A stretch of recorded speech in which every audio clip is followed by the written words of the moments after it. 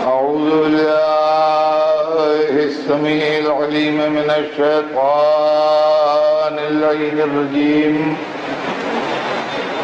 بسم الله الرحمن الرحيم. الحمد لله رب العالمين، والصلاة والسلام على سيدنا وشفيعنا أبي القاسم وآله الطيبين الطاهرين المعصومين، ولعنة الله على أعدائهم أجمعين من يومنا هذا إلى يوم الدين.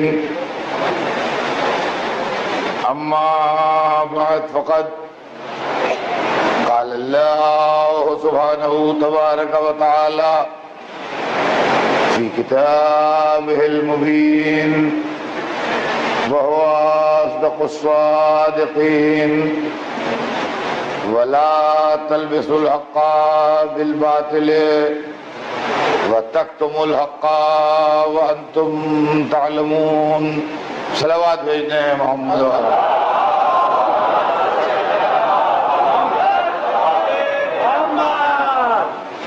ارشاد اقدس سے جناب رب العزت ہے کہ اور حق کو باطل میں نہ ملاؤ اور حق کو نہ چھپاؤ، اور تم تو جانتے ہی ہو. عزیزان گرامی،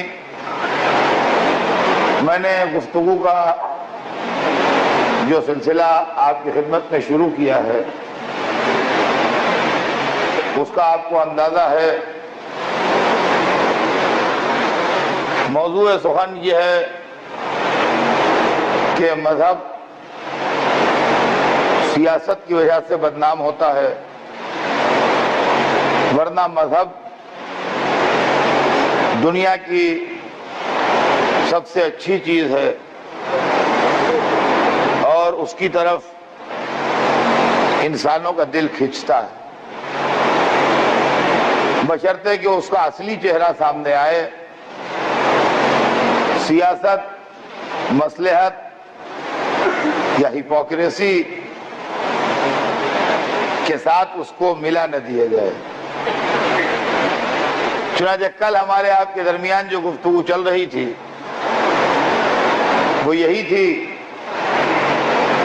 کہ مذہب دلوں کو جوڑنے آیا ہے، دلوں کو توڑنے نہیں آیا ہے. مذہب انسانوں کی عزت کو بڑھانے آیا ہے، انسانوں کو خانوں میں بانٹ کے ذلیل کرنے کے لیے نہیں آیا. میں نے آپ کے سامنے قرآن پاک کی آیت پڑھی تھی جس کے اندر اللہ نے انسانوں کو کس بنیاد پر عزت ملتی ہے وہ بنیاد بتائی تھی کہ عزت اللہ کے یہاں نہ بادشاہت کی بنیاد پر ہے، نہ دولت کی بنیاد پر ہے، نہ رنگ کی بنیاد پر ہے، نہ خاندان کی بنیاد پر ہے. عزت جو ہے وہ تقوی کی بنیاد پر ہے کہ جو اللہ سے ڈرتا زیادہ ہو، متقی بندہ ہو، وہ اللہ کے یہاں عزت والا بندہ ہے. وہی سلسلہ کلام آج پھر آگے بڑھے گا کہ مذہب نے انسان کو انسان سمجھ کے اوپر اٹھانے کی کوشش کی. غلامی، کنیزی، رنگ، نسل، خاندان، علاقہ، دولت، شہرت، یہ تمام چیزیں جو ہیں اس سے مذہب کا کوئی لینا دینا نہیں. مذہب نے ان تمام دیواروں کو مکے میں گرا دیا تھا جو بڑی اونچی اونچی اٹھی ہوئی تھی. آپ تاریخ پڑھیے تو آپ کو اندازہ ہوگا کہ مکے کے خاندانی لوگ غلاموں کو آدمی نہیں سمجھتے تھے، وہ جانوروں سے بدتر سمجھتے تھے انسانوں کو، اس بنیاد پر کہ وہ غلام ہیں۔ وہ اپنے علاوہ دوسرے کو عزت دار نہیں سمجھتے تھے، وہ سمجھتے تھے کہ عزت جو کچھ ہے وہ صرف انہی کا حصہ ہے، اس کے علاوہ جتنے ہیں وہ سب ذلیل ہیں۔ وہ رسم و رواج کے قیدی تھے، وہ جکڑے ہوئے تھے ان جاہلانہ رسموں میں جن کے اندر کوئی سینس ہی نہیں تھا، کوئی معقولیت ہی نہیں تھی۔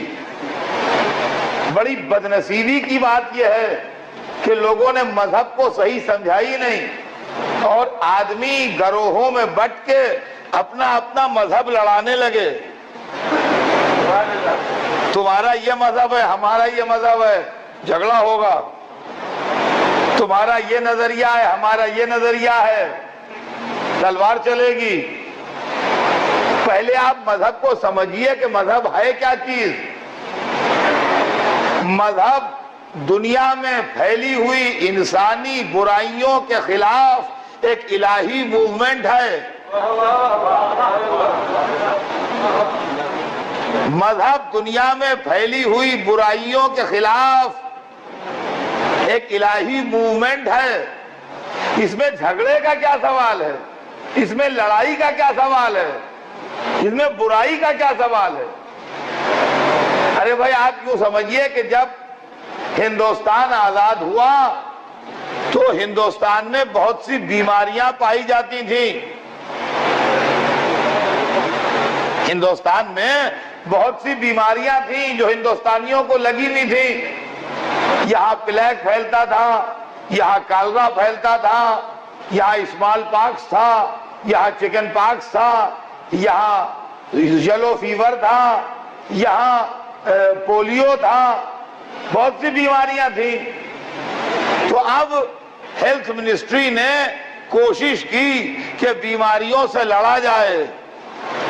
تو اب اگر کوئی کمپین چل رہی ہے ملیریا کے خلاف تو اس سے کسی کے بگڑنے کا کون سا موقع ہے؟ اگر کوئی کمپین چل رہی ہے پولیو جیسی بیماری کے خلاف تو اس کے اندر تیرے میرے کی کون سی بات ہے؟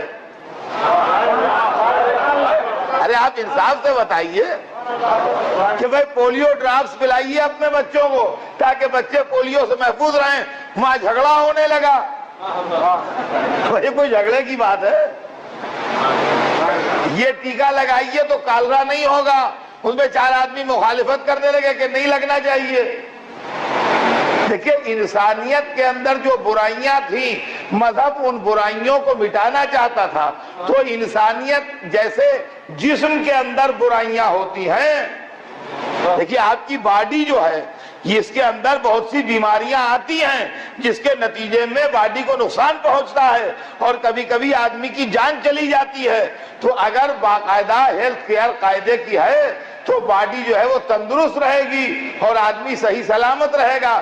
جس طرح جسم بیماریاں قبول کرتا ہے اسی طرح انسانی سماج کی بھی برائیاں ہوتی ہیں، بیماریاں ہوتی ہیں، جیسے غلامی اور آزادی، جیسے خاندان، جیسے دولت و غربت، جیسے سماجی اونچ نیچ، جیسے کاسٹ، یہ تمام انسانی سماج کی برائیاں ہیں۔ تو مذہب ان بیماریوں کے علاج کے لیے آیا تھا۔ جو چیز دوا بن کے آئی تھی اس کو سیاست نے پارٹی بازی بنا دیا۔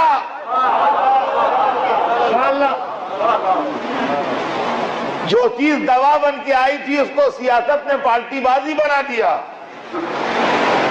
اور اب یہی مسئلہ جو ہے یہ سامنے آئے گا، کھل کے واضح ہوگا۔ توجہ چاہتا ہوں جہاں جہاں میری آواز جا رہی ہے، اس کو سیاست نے پارٹی بازی بنا دیا اور حرکت یہ کی، دیکھیے دوا لایا ڈاکٹر اور اس نے پلائی تو لوگ اچھے ہو گئے۔ انفلوئنزا پھیلا ہوا تھا، ملیریا پھیلا ہوا تھا، گھر کا گھر بیمار تھا، جتنے تھے سب بیمار تھے. اب دوا آئی، دوا دی گئی لوگوں کو، لوگ اچھے ہو گئے. اب جن کا کاروبار بیماروں پر چل رہا تھا،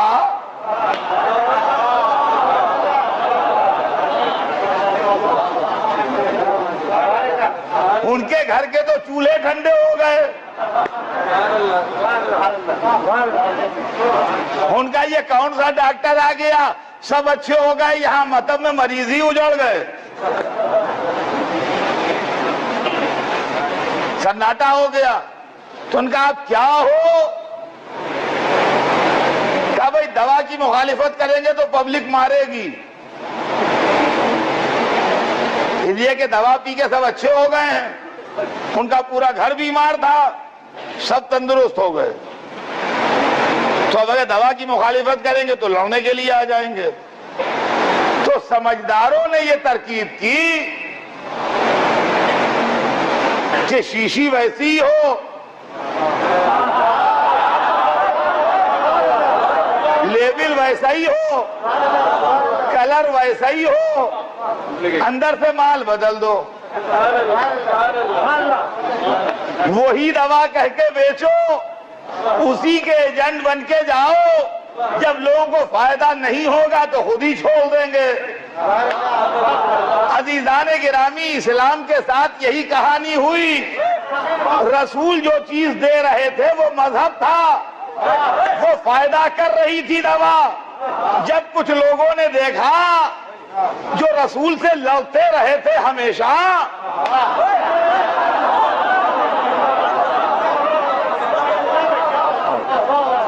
جو رسول سے لڑتے رہے تھے ہمیشہ، جب انہوں نے دیکھا کہ یہ تو پورا سماج تندرست ہو گیا، پورا معاشرہ صحت مند ہو گیا، سب کے سب اچھے ہو گئے، یہ کیا ہوا؟ کیا اب ہمارا کیا ہوگا؟ تو ان کا اب دوا کی مخالفت چھوڑو، اب انڈر گراؤنڈ لیبل چھاپو، شیشیاں بناؤ، مال تیار کرو اور اسی کے نام پر بیچو اور اس میں رکھو سلو پوائزن. اب سمجھیے مذہب اور سیاست، رسول جو دے رہے تھے وہ مذہب تھا، یزید جو مال لایا وہ سیاست تھی. حسین رسول کے نواسے بھی تھے، اسلام کے رہبر بھی تھے، اسی لیے کربلا کی لیب میں انہوں نے یزید کو للکار لیا، تو اپنا اسلام لا، ہم اپنا اسلام. صلوات پر محمد.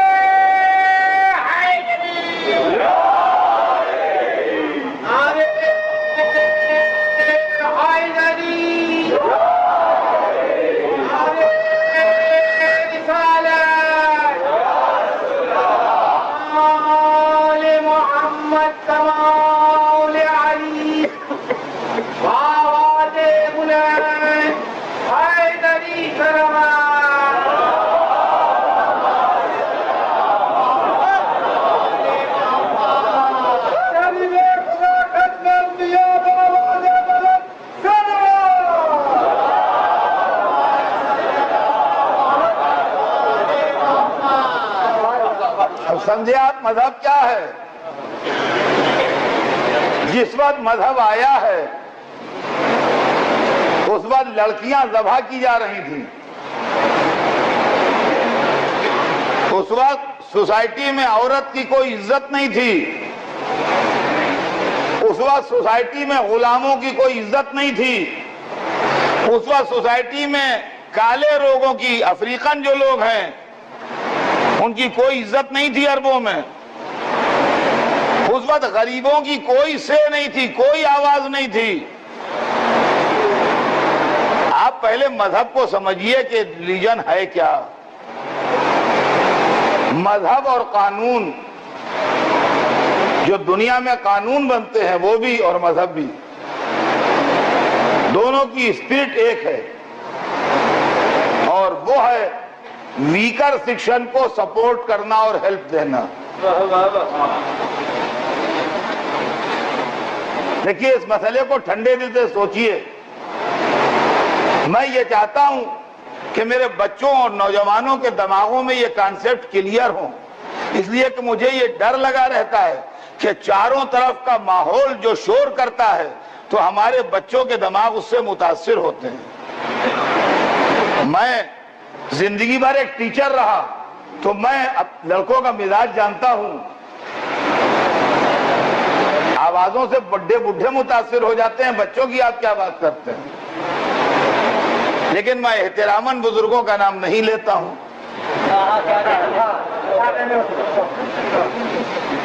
ورنہ ماحول جو ہے وہ سب پر اثر انداز ہوتا ہے، خالی جوانوں ہی پر نہیں، بڈھوں پر بھی اثر انداز ہوتا ہے۔ لیکن اب بزرگوں کو کیا کہا جائے، لہذا بیچارے بچوں ہی کا نام لے لے۔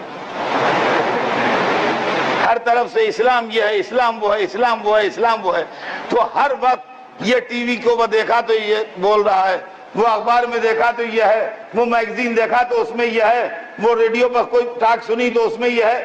تو اب ظاہر ہے کہ ہر وقت نہ میں ہر جگہ ساتھ ہوں، نہ کتاب ہر جگہ ساتھ ہے، نہ کوئی مولوی ساتھ ہے۔ اچھا پھر وہ بھی سن رہا ہے، اس کے دوست بھی سن رہے ہیں، اس کے چاروں طرف جو سوسائٹی ہے وہ بھی سن رہی ہے، ویسے ڈسکشن ہو رہے ہیں، تو آدمی گھبراتا ہے۔ تو میں بار بار یہ بات ریپیٹ کر رہا ہوں 2-3 برس سے کہ میں جانتا ہوں کہ میری آواز کا پھیلاؤ بہت نہیں ہے، انٹرنیشنل میڈیا کے سامنے ہماری آواز کی قیمت کیا، لیکن جب آدمی کے گھر میں آگ لگی ہو تو اس وقت کوشش یہ ہوتی ہے جتنا بچا سکو بچا لو۔ سوال یہ پیدا ہوتا ہے کہ پورا گھر بھرا ہوا ہے، 10 روم ہے گھر میں اور 10 میں سامان ہے، لیکن اگر آپ 2 اٹیچیاں دونوں ہاتھوں میں لے کے نکل آئے تو چلو یہی بچ گئی، اگر نہ نکالتے وہ دونوں اٹیچیاں تو وہ بھی جل کے خاک ہو جاتی۔ تو اس کے اندر یہ نہیں ہے کہ کتنا بچے تو بچے، نہیں تو نہ بچے۔ یہ تھوڑی ہے کہ صاحب کم سے کم مولوی صاحب 20% تو بچے، ورنہ سب جل جانے دیجئے۔ تو یہ اصول تھوڑی ہے اس کے اندر، ارے 5% بچے، 2% بچے، جتنا بچے بچا لو۔ تو یہ تھوڑی ہے کہ 100% بچے تو بچے ورنہ جانے دو، یہ کوئی ضد بحث تھوڑی ہے۔ پھر دوسری بات یہ ہے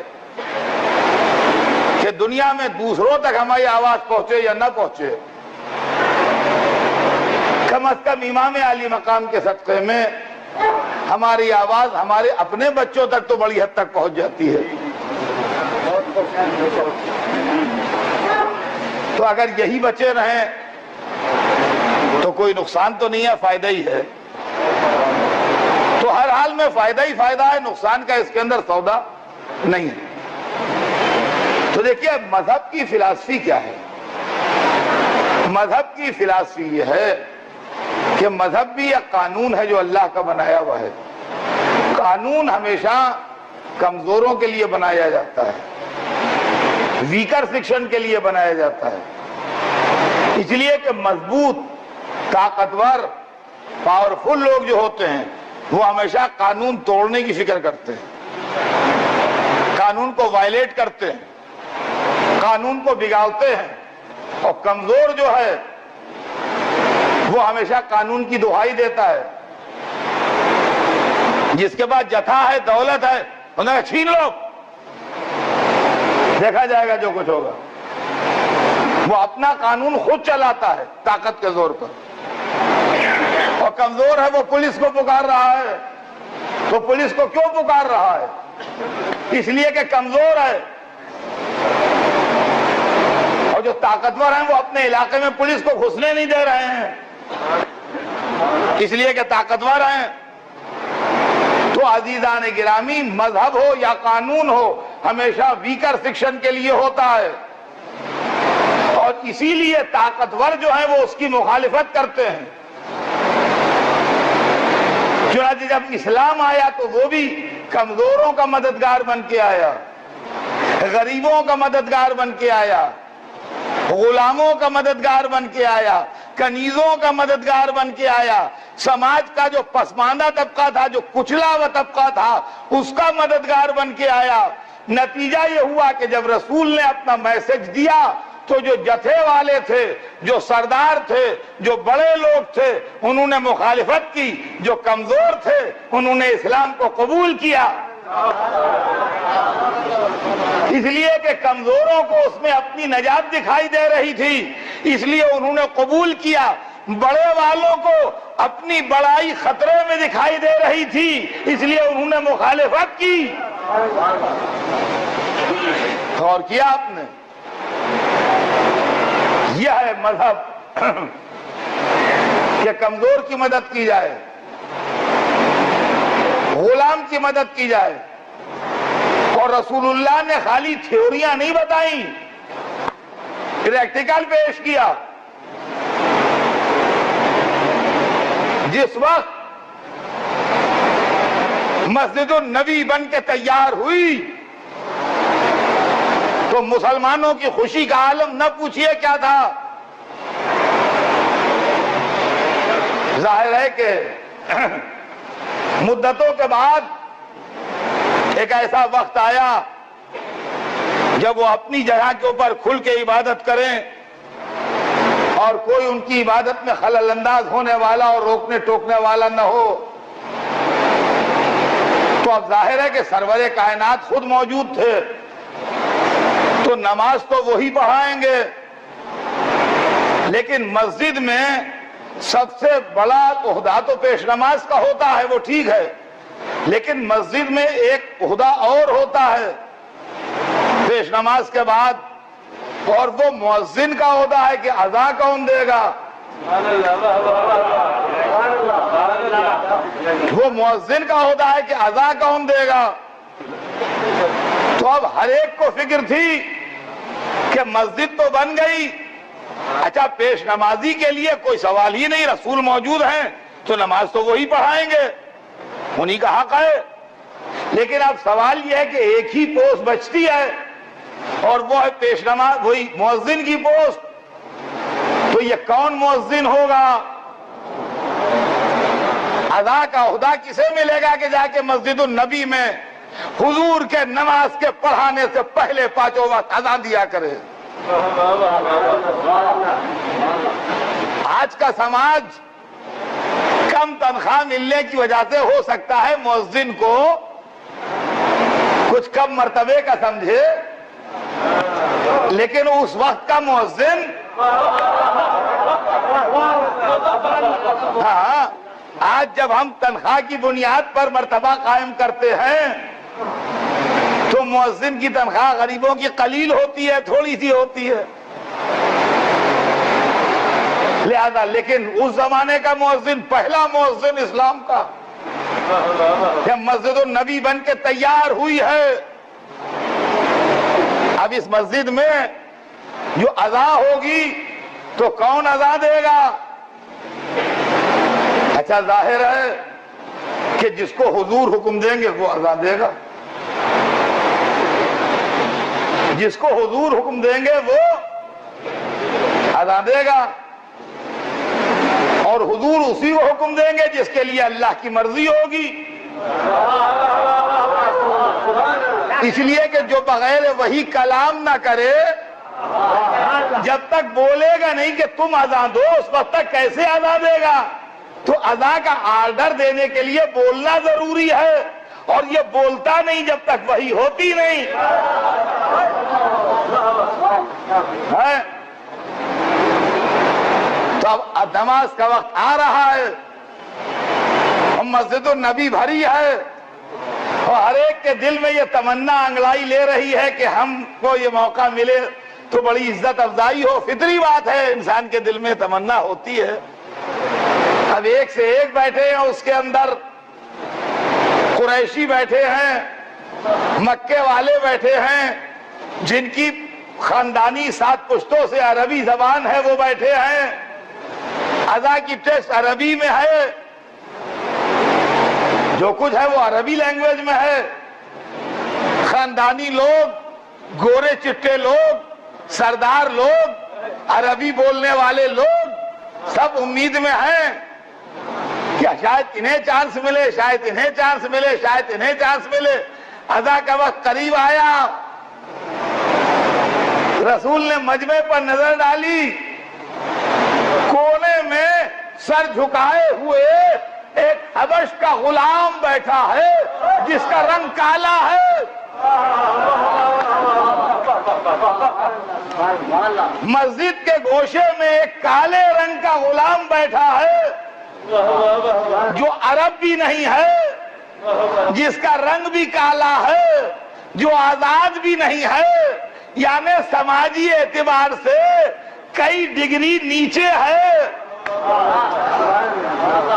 غلام ہے، ایک مائنس پوائنٹ کالا ہے، دوسرا مائنس پوائنٹ نان عرب ہے، تیسرا مائنس پوائنٹ، مگر مذہب نہ رنگ دیکھتا ہے، نہ نسل دیکھتا ہے، نہ غلامی و آزادی دیکھتا ہے، وہ دل میں ایمان کی چمک دیکھتا ہے۔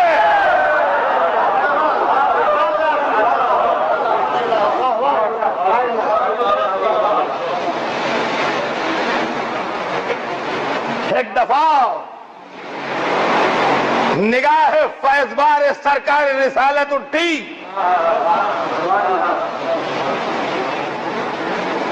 اور مسجد میں لوگوں کو دیکھتے دیکھتے بلال حبشی بجا کے ٹھہر گئی۔ وہ زبان جو بغیر وحی حرکت نہیں کرتی، اس زبان نے حرکت کی، اور وہ صدا جو مشیت رب کی ترجمان ہے وہ بلند ہوئی اور فرمایا بلال اذان دے۔ یہ ہے مذہب۔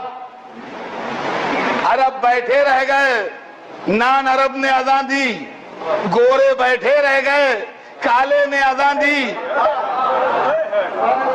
آزاد بیٹھے رہ گئے، غلام نے اذان دی، بلال مازنے پہ گئے، آواز گونجی، ایمان میں ڈوبی ہوئی، اللہ اکبر۔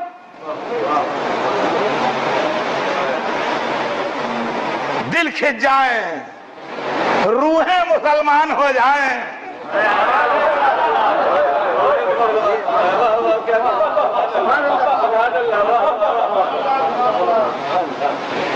یہ ہے مذہب۔ ساری دیواریں گر گئی ہیں۔ رسول نے جو نئی مسجد بنوائی ہے اس میں بلال اذان دے رہے ہیں۔ ظاہر ہے کہ فارنرز جب بولتے ہیں تو کچھ لفظوں کے پروننسیشن میں فرق ہوتا ہے۔ لفظوں کے پروننسیشن میں فرق ہوتا ہے۔ کوئی عرب آن کے اردو بولے تو کچھ جیسے ہم بولیں گے ویسے نہیں بولے گا، کچھ فرق ہوگا۔ ہم جب عربی بولیں گے تو ویسے نہیں بولیں گے جیسے وہ بول رہا ہے، کچھ تلفظ میں فرق ہوگا۔ جب کوئی انگریز آن کے اردو بولے گا تو اس کے اندر کچھ فرق ہو جائے گا۔ تو پورا یہ فیلالوجی ہے، ڈپارٹمنٹ ہے پورا، اس کا لنگوسٹکس کے اندر آتی ہیں یہ سب چیزیں۔ تو تو اس کا پورا ایک سبجیکٹ ہے، مجھے وہ سبجیکٹ اس وقت دہرانا نہیں ہے، لیکن بہرحال اب عرب جو ہے وہ اگر کہے گا بھی کہ روٹی پکی تو روٹی نہیں کہہ پائے گا، وہ کہے روٹی پکی، روٹی نہیں کہہ پائے گا کبھی عرب، روٹی کہے گا، کہ ٹے نہیں نکلے گا اس کے منہ سے۔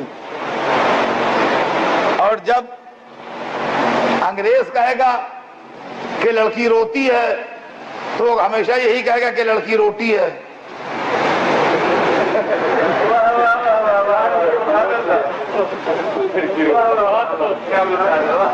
جو لندن سے آئے گا لاکھ اس کو آپ اردو سکھا دیجئے، وہ کیا کہتا ہے دیکھو لڑکی روٹی ہے، تو کیا روٹی ہے؟ روتی نہیں، روٹی اس کے منہ سے نکلے گا نہیں، اور ان کے منہ سے روٹی نہیں نکلے گا، پھر روٹی کہیں گے۔ تلفظ میں فرق ہوتا ہے، یہ علاقائی معاملہ ہے، اس کا مذہب سے، دین سے، ایمان سے کوئی تعلق نہیں۔ تو حضرت بلال ظاہر ہے کہ افریقن تھے، نان عرب تھے، تو شین جو ہے اس کا پروننسیشن ویسا نہیں کر پا رہے تھے جیسا عرب کرتے ہیں، کچھ شین کا ساؤنڈ جو تھی وہ سین کی طرح پروناؤنس کر رہے تھے، یعنی اشہد ان کے بدلے کچھ ایسا سنا محسوس ہو رہا تھا جیسے کوئی کہہ رہا ہے اشہد ان۔ خیر ادا ہو گئی، لیکن جن کے دل میں تمنائیں تھیں وہ تو رہیں۔ اب کسی نے کسی موقع پر دبی زبان کہا رسول کے سامنے کہ حضور ان کی زبان سے تو سین نہیں نکلتا صحیح، شین نہیں نکلتا صحیح، وہ اشہد انا کو اسد انا کہتے ہیں۔ یہ مذہب کی اسپرٹ کے خلاف ہے، یہ سب تھنکنگ جو ہے یہ مذہب کی اسپرٹ کے خلاف ہے۔ اعتراض کرنے والے کو رسول نے دیکھا، مزاج رسالت بدلا، کہا کیا سین شین کی بحث میں لگے ہو؟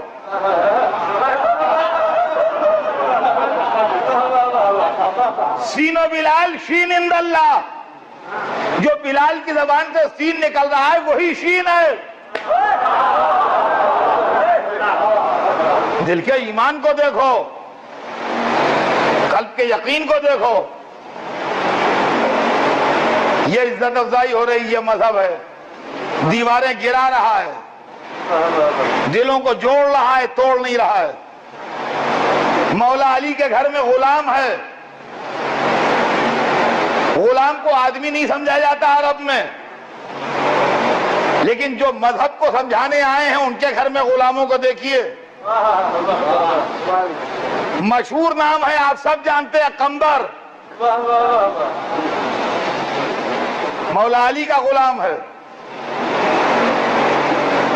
یہ وہ زمانہ ہے جب اقتدار علی کے قدم چوم رہا ہے۔ کوفے کے بازار میں علی ٹہل رہے ہیں، کپڑے خریدنا ہے،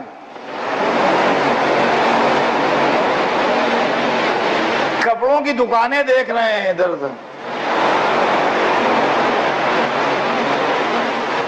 لیکن جدھر سے گزرتے ہیں وہ ادب سے سلام کرتا ہے۔ علی کو کپڑے لینا ہے مگر اس کپڑے والے کی دکان پہ نہیں جاتے، ریڈی میڈ کپڑے بیچنے والوں کی دکانیں جو ہیں ادھر سے گزر رہے ہیں، جو ہے وہ جھک کے سلام کر رہا ہے، علی آگے بڑھ جاتے ہیں۔ یا علی کپڑا لینا ہے لے لیجئے، نہیں، ایک دکاندار نے بہت آرڈینری وے میں علی کے سلام کا جواب دیا، وہیں چلے گئے۔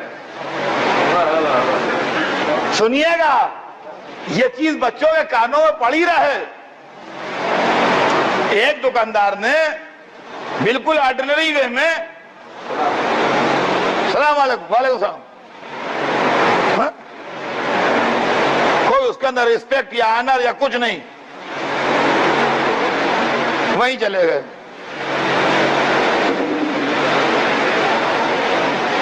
انہوں نے جی کیا چاہیے آپ کو؟ کہا بھائی کرتے دکھاؤ۔ کرتے دیکھے، دو خریدے، ایک اچھا مہنگا عمدہ، ایک معمولی کم قیمت بالکل سادہ سا۔ پیسے دیے اس کو، باہر نکلے، جو دو ایک آدمی ساتھ تھے کہنے لگے یا علی یہاں سے خریدے کیوں آپ نے؟ کہا یہ مجھے پہچانتا نہیں ہے۔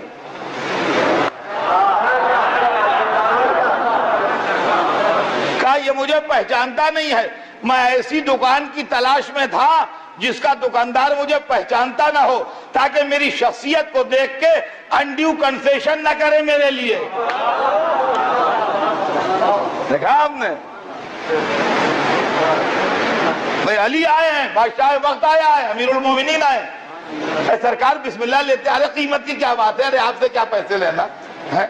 یہ سب ہوتا ہے دنیا میں، آج بھی ہوتا ہے، کل بھی ہوتا تھا۔ تو جواب جو احترام سے مل رہے تھے تو علی سمجھ رہے تھے مجھے پہچان رہا، یہ پہچانتا ہے، اور جو اس نے لاپرواہی سے جواب دیا وہ علی کو پہچانتا نہیں تھا، وہ سمجھا کوئی بھی آرڈینری گاہک ہے وہ ہے۔ اور اس کے بعد جب باہر نکل کے بانٹے کرتے تو جو عمدہ قیمتی والا تھا وہ غلام کو دے دیا، اور جو معمولی والا تھا وہ اپنے لیے رکھ لیا۔ حیرت میں پڑ گئے جو لوگ ساتھ تھے، کہنے لگے یا علی یہ کون سی تقسیم ہو رہی ہے، یہ کیسے بٹ رہے ہیں کرتے؟ آپ نے عمدہ والا غلام کو دے دیا، یعنی تصور تو یہ ہے کہ گھٹیا مال تو غلام کا اور بڑھیا ہمارا ہے۔ یا علی یہ کیا کیا آپ نے؟ یہ وہ والا کرتا آپ نے اس کو دے دیا؟ مسکرانے لگے، اور کتنے لائٹ وے میں لیا خدا کی قسم، اور کتنا نفسیاتی اور سائیکالوجیکل جواب دیا۔ ارے کل کے وہ جوان ہے، اس کے پہننے کے دن سے میں بڈھا ہوا، مجھے کیا؟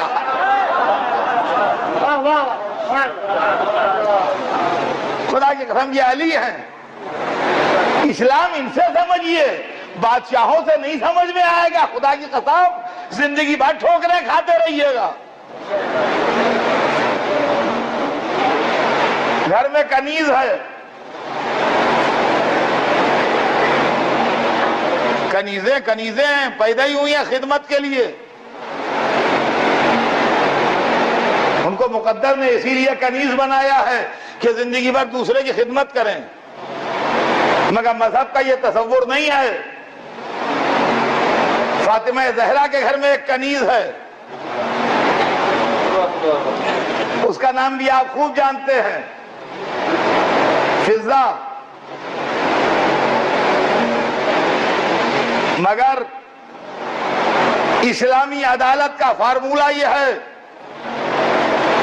کہ جب فضہ آئی تو شہزادی نے کہا فضہ اب ایسا ہے کہ گھر کے کام کاج میں ہم لوگ مل جل کے کریں گے کام، ایک دن تمہارے ریسٹ کا ہوگا ہم کام کریں گے، ایک دن ہمارے ریسٹ کا ہوگا تم کام کرنا۔ عزیزان گرامی، دنیا میں کہیں ایسا بھی ہوتا ہے کہ ایک دن کنیز ریسٹ لے اور مالکہ کام کرے، اور ایک دن مالکہ ریسٹ لے اور کنیز کام کرے؟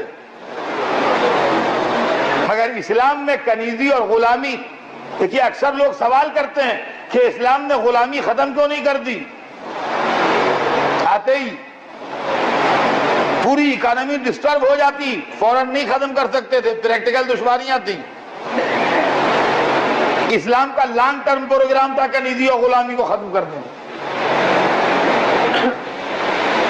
اس لیے کہ کنیز اور غلام بنانے کے دروازے جتنے تھے وہ بند کر دیے تھے، اور کنیزوں کو آزاد کرنے اور غلاموں کو آزاد کرنے کے دروازے بہت زیادہ کھول دیے تھے، مختلف کفارے اور یہ اور وہ جس میں غلام آزاد کرے۔ تو ایک طرف خرچ بڑھا دیا تھا، دوسری طرف آمدنی گھٹا دی تھی. تھوڑے دنوں میں اسلام سے کنیزی غلامی خود بخود ختم ہو جاتی اور سوسائٹی ڈسٹرب نہ ہوتی. مگر خدا برا کرے سیاست کا کہ اسلام کو رسول کے بعد چلنے ہی نہ دیا. جب ملوکیت کی محفلیں سج گئیں تو ان کو غلام اور کنیز چاہیے تھے. اور فرمایا آپ نے عرب نان عرب، سنیے تعصب کی دیواریں کھڑی ہیں. ہم عرب ہیں لہذا عزت دار ہیں، یہ نان عرب ہے اس لیے ذلیل ہے. مولا علی بیٹھے ہیں، بیت المال کا پیسہ بٹ رہا ہے، آگے آگے ایک عرب ہے، اس کے پیچھے نان عرب ہے، دونوں مسلمان ہیں مگر علاقائی حساب سے ایک عرب ہے ایک نان عرب ہے. عرب غرور سے آگے آگے برابر سے ایکول ڈسٹریبیوشن ہے. ایک ایک دینار مثال کے طور پر ایک ایک دینار مان لیجئے بٹ رہا ہے. عرب آیا ایک دینار رکھا، اٹھایا اس نے، اٹھا کے کھسک کے کیوں سے کھڑا ہو گیا، گیا نہیں، کیوں سے کھسک گیا دینار لے کے کھڑا ہے وہیں پر. وہ پیچھے نان عرب آیا ایک دینار اس کو بھی نے اٹھایا، اس نے اٹھایا اور اب نے غصے میں علی کے سامنے وہ دینار پٹخا.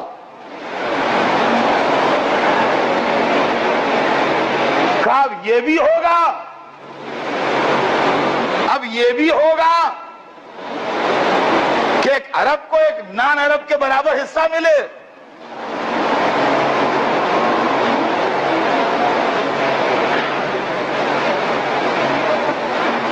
علی سر جھکائے بیٹھے تھے، بانٹ رہے تھے. جب اس نے دینار پٹخ کے یہ کہا کہ اب یہ بھی ہوگا کہ ایک عرب کو ایک نان عرب کے برابر حصہ ملے، تو ایک دم علی کے اندر کا سویا ہوا فاتح خیبر جاگ اٹھا. اور اب جو نظر اٹھائی تو معلوم ہے شیر خدا نے نظر اٹھائی. کہا کیا تو یہ سمجھتا ہے کہ اسلام میں آنے کے بعد بھی عرب و نان عرب کا امتیاز باقی رہے گا؟ اٹھانا ہو یہ اٹھا دینار، ورنہ اسلام سے نکال.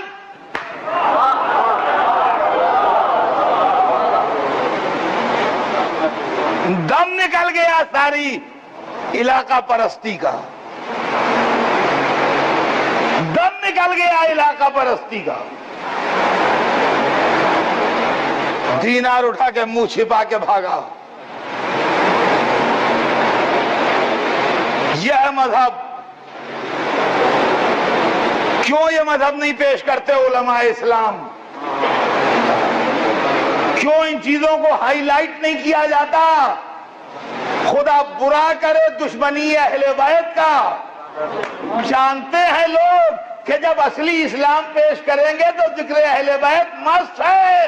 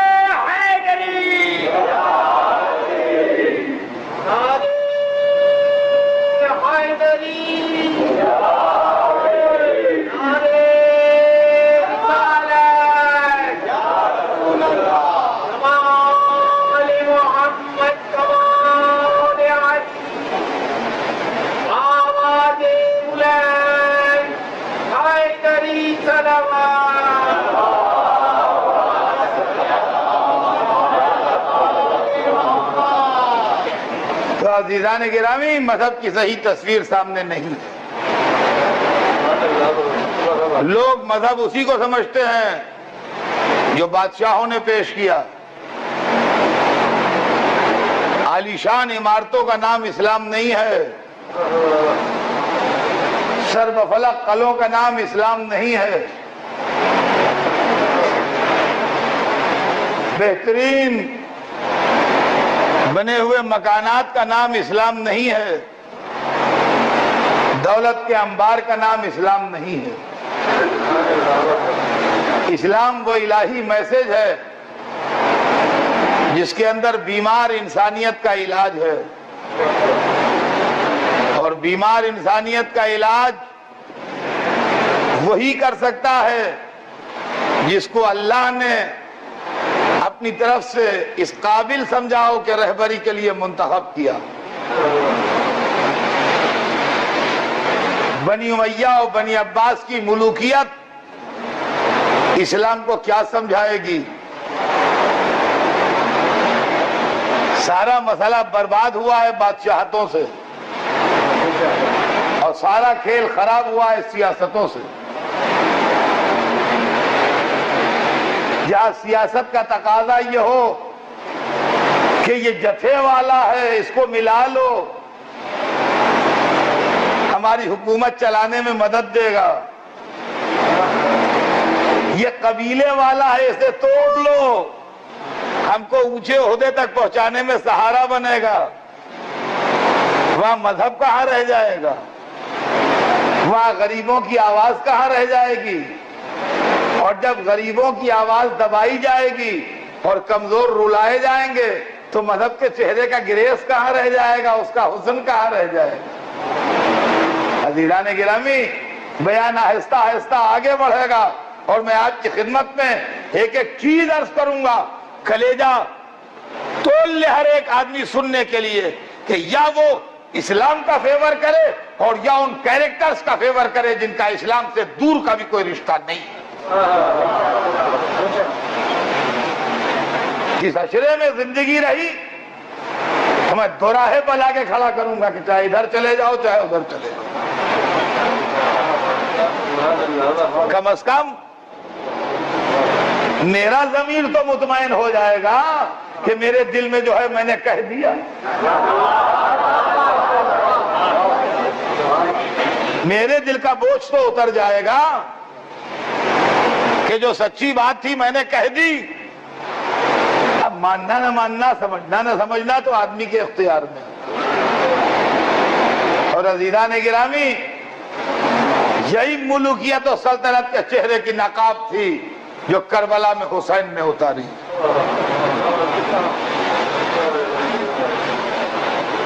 ضرورت تھی اس بات کی کہ ایک ایسا احتجاج ہو، ایک ایسا پروٹیسٹ ہو کہ جو صبح قیامت تک کے لیے دلوں کو یاد رہ جائے، اور اس کے لیے مدینہ مناسب جگہ نہ تھی، اس لیے کہ حرم رسول تھا۔ حسین حرم رسول میں تلوار چلانے کی ذمہ داری اپنے سر کیوں لیں؟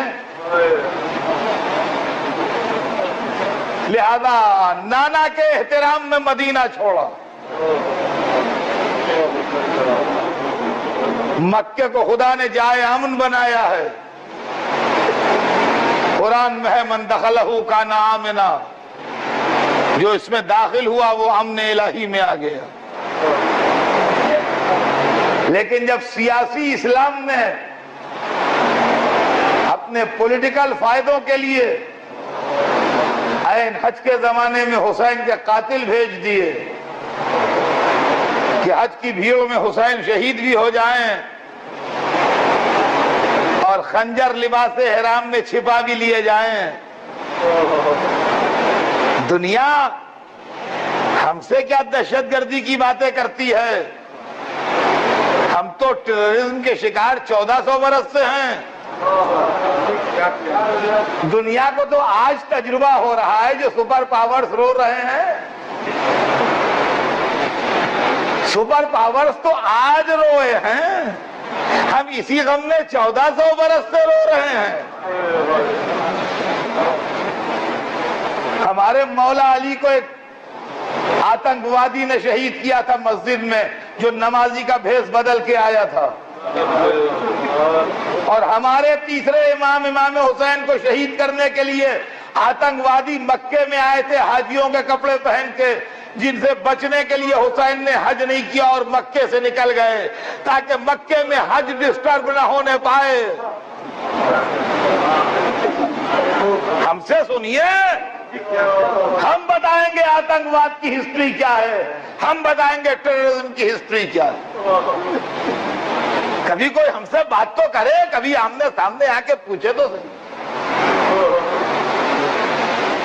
حسین نے مکہ چھوڑ دیا اسی لیے کہ یزید نے حاجیوں کے روپ میں قاتل بھیجے تھے جو لباس احرام میں قتل حسین کے خنجر چھپائے تھے, اور ان کو حکم تھا کہ طواف کرتے ہوئے, حجر اسود کا بوسہ لیتے ہوئے, مقام ابراہیم پر نماز پڑھتے ہوئے یا سعی کرتے ہوئے حسین جہاں ملیں قتل کر دو. حسین نے مکہ چھوڑا اللہ کے احترام میں,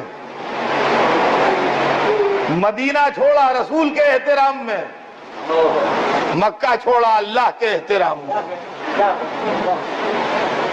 کربلا چلے گئے. عزیزوں, آج دوسری محرم ہے, آج حسین کا قافلہ کربلا پہنچ گیا. کربلا مبارک ہو تجھے, حسین آ گئے.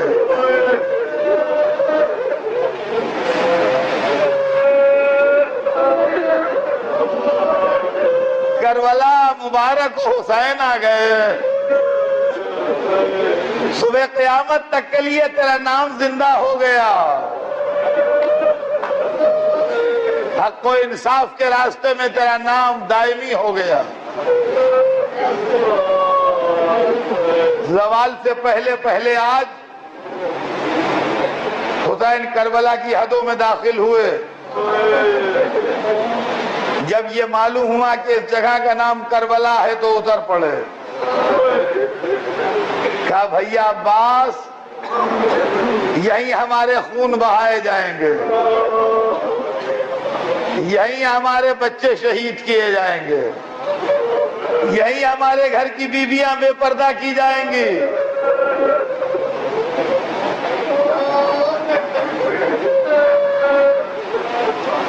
عباس فوج حسینی کے علمدار بھی تھے, بھائی کے محافظ بھی تھے. وار اسٹریٹجی کے حساب سے دریا پر خیمے لگائے, جو بالکل ٹھیک جگہ تھی خیموں کے لیے. دشمن کے لشکر نے آ کے مزاحمت کی, کہا خیمے یہاں ہم نہیں لگنے دیں گے. حسین نے بھائی سے کہا خیمے ہٹا لو. اگر اس ایشو پر تلوار چلتی تو حق کو فائدہ نہ پہنچتا. دنیا کہتی وہ حسین کے بھائی بھی ذرا گرم مزاج تھے اور ادھر لشکر والوں کو بھی تھوڑا گڑبڑ ہوئی, وہ تلوار چل گئی پانی کے ایشو پر. حسین چاہتے تھے حق کے ایشو پر چلے, پانی کے ایشو پر نہ چلے.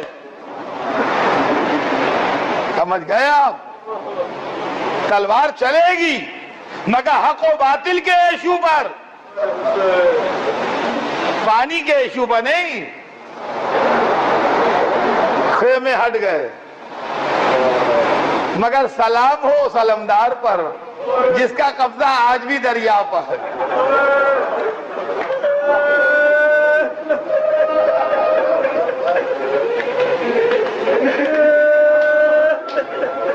دوسری محرم کو یہ قافلہ کربلا پہنچا, 7ویں سے پانی بند ہوا, 10ویں محرم کو حسین اپنے ساتھیوں سمیت شہید ہو گئے۔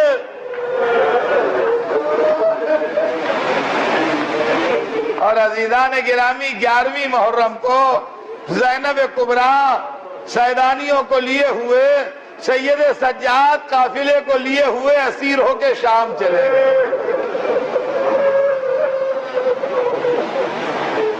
یار خدا آپ کو زیارت کربلا کے لیے لے جائے۔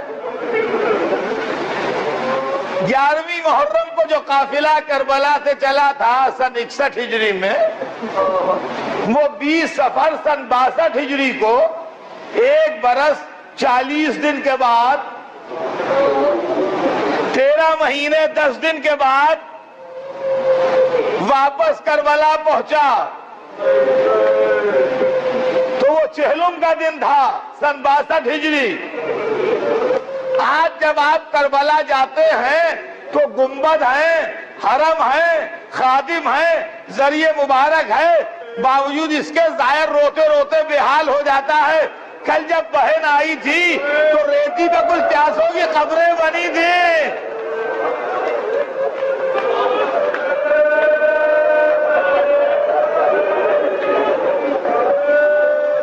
سب سے پہلے حسین کی تربت پر بہن آئی،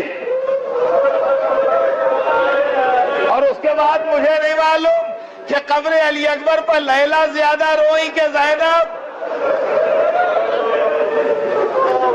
پھر گنج شہیدہ پر ماتم ہوا ہوگا۔ اور جو کربلا جا چکے ہیں وہ جانتے ہیں کہ جب زائر جاتا ہے تو غسل کر کے پاک ہو کے پہلے حرم امام حسین میں جاتا ہے، وہاں زیارت کرتا ہے۔ جب وہاں زیارت کر چکتا ہے تو حرم حضرت عباس میں جاتا ہے۔ یہی دستور ہے زائروں کا۔ تو میرا دل کہتا ہے کہ پہلے سیدانیہ قبر حسین پر روئی ہوں گی، جب رو چکی ہوں گی تو سید سجاد سے کہا ہوگا بیٹا محافظ حرم کی تربت کہاں بنائی، اور اب سیدانیہ قبر عباس پہ آئی ہوں گی۔ بعزیزوں 1 منٹ میں ایک جملہ سنیے، مجلس تمام ہے۔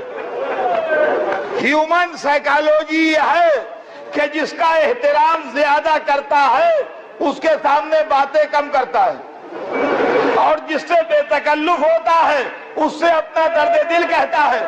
میرا دل کہتا ہے سیدانیہ قبر حسین پر خالی روئی ہوگی، جب قبر عباس پر آئی ہوگی تو درد دل کہا ہوگا اے بھیا بہنیں بازاروں میں گئی، درباروں میں گئی، اے بھیا سکینہ نہیں آئی، قید خانے میں گھٹ گھٹ کے مر گئی، تمہیں بلایا کرتی تھی۔